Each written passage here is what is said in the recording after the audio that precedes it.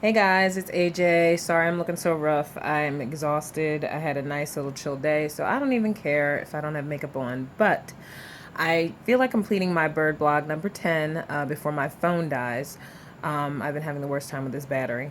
But I figured with everything going on with social media, especially in sports today, with the whole controversy of Colin Kaepernick not standing for the anthem, I wanted to give my hot take on that. But first, I wanted to say shout out to my birds because the Indianapolis game for preseason week 3 was very nice to watch because I finally saw some fluidity on the offense and the defense is about to explode.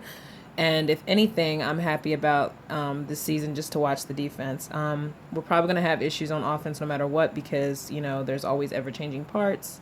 Lane Johnson won't be part of the offensive line. And, Jason Peters is starting to be on his last legs. So we're at a point now where we just have to trust that even the guys that are, second string will be able to hold up the fort while Bradford throws that ball as hard as he can.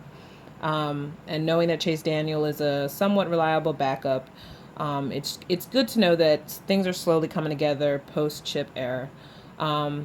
This Thursday we're all working the Jets game, so won't be much to see. No Carson Wentz, is sad to say. He won't be throwing, even though he's healing pretty much from that obvious rib issue. But I think they're smart because I really don't think it's even worthy to test him anymore at this point. And he's so excited that, he probably might flip on the other side and break something. So I don't even think they want to put him in that position. I'm shocked that they aren't letting Aguilar play one more game. I really think that's not smart because I think that he's in his head. And I think part of the problem is he's pressing. And I think that's maybe why, the only reason I can think of why, as to why they don't want him to press anymore and possibly hurt himself. But I'm at this point now where I'm like, no guts, no glory. Let him hurt himself because he needs to prove that he can be a reliable wide receiver, or else he's going to be coming from the bench most of the season. Knowing that Sproles, is good old and reliable. Barner is stepping up. He's going to be our Westbrook part two.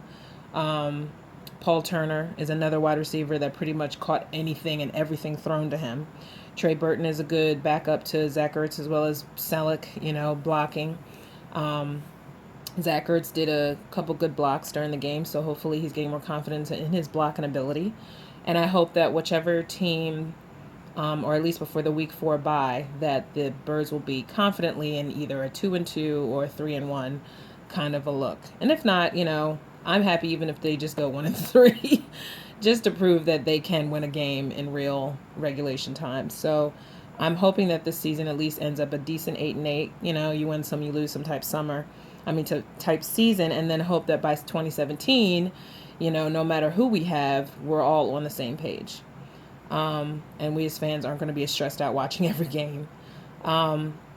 This is going to be my last season working at the Lynx, so I'm even more happy because I feel like I'm watching the beginning of something that could be great. And as a fan, I would love to actually go to a game now instead of having to work it and only get to see some of it.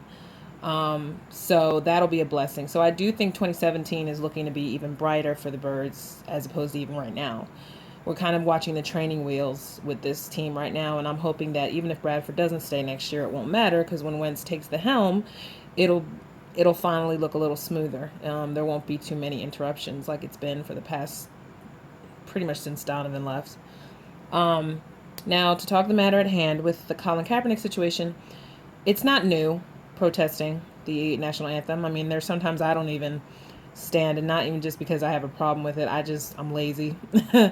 Sometimes, even yesterday when I was at the Phillies game, I was even tempted to keep walking to figure out where I had to go to meet my friends. But then another part of me felt like, well, I've always, stopped and listened to it.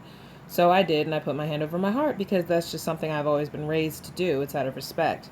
Now, mind you, if I was a black male, in this day and age, it's not that easy to look at the flag and honestly feel that we are all equal, when you're in a society now that records every daggone thing you do, especially even the things that you don't do, and get in trouble for it. And, we're seeing constant things on Twitter and Facebook and social media of every single black male or man of color that has been killed, white people too, for no reason. And it does kind of make you feel like it's a joke, especially if some of these cops get acquitted for stuff that they know they did. And because, they're of the law, they feel like they always have their badge to save them. I'm one of these people who I appreciate the military. I have a military family all over the place, but I'm sure that they could understand the need to protest. The only problem is not even Colin Kaepernick's background, whether he's raised by white people or whether he's half black, is irrelevant. The point is, what are you going to do past that? Because if he does lose his job due to his lack of, play stats or whatever, because he's not exactly on his best game right now, which is probably why he's doing it, because he's probably not in the game in his head anymore. And he's getting older, so I think he's probably learning just the ropes of his life and just how black males are looked at in the press, and now he feels like he's got to do something bigger than football, and that's great.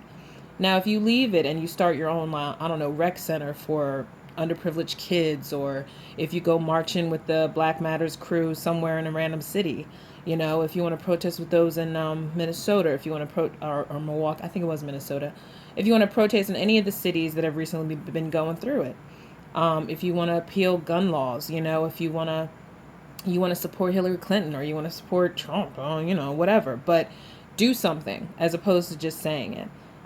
This is probably the beginning for him. He wasn't doing it for publicity because they said he was doing it all preseason. They just happened to catch wind of it now. But don't threaten the boy's life.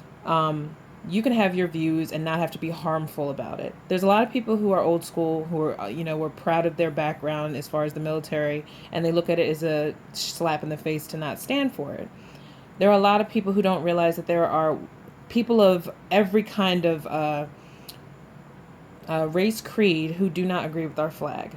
That white boy who killed those black people in the Charleston church, he was burning flags.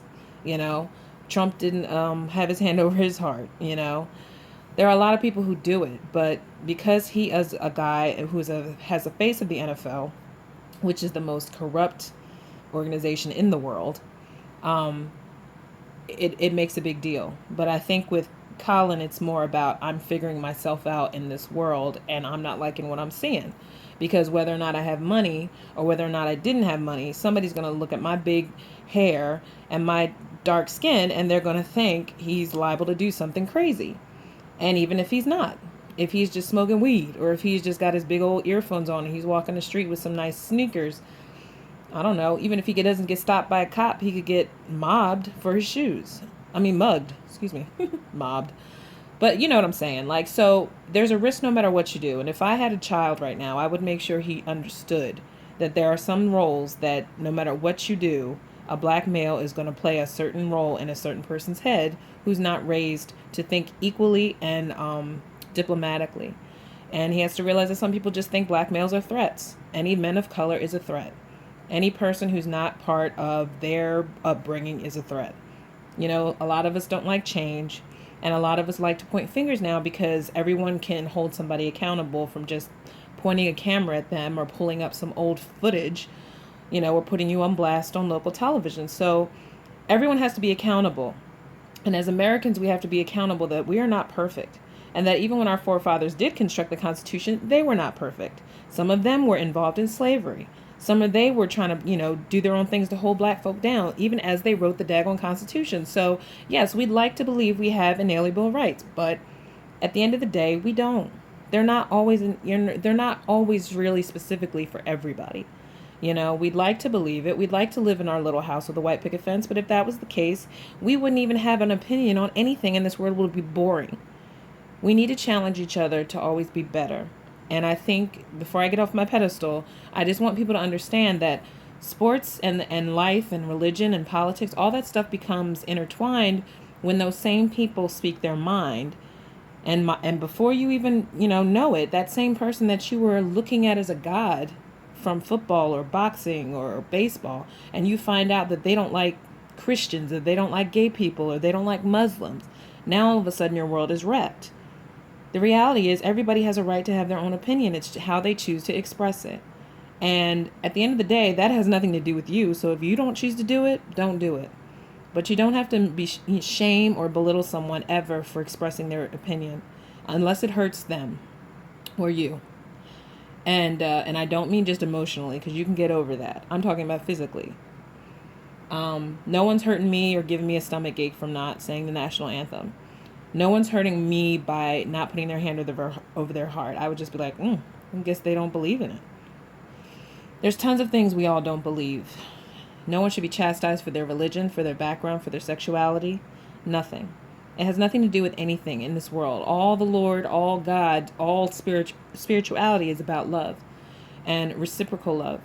And we need to realize as a people, we need to work on that. So back to sports, we need to love our team no matter what they are and who they turn out to be, because if they're not Super Bowl winners in the next 3 years, I don't know what I'm going to do. But go Birds, Bird Block 10, love each other, peace out, be kind.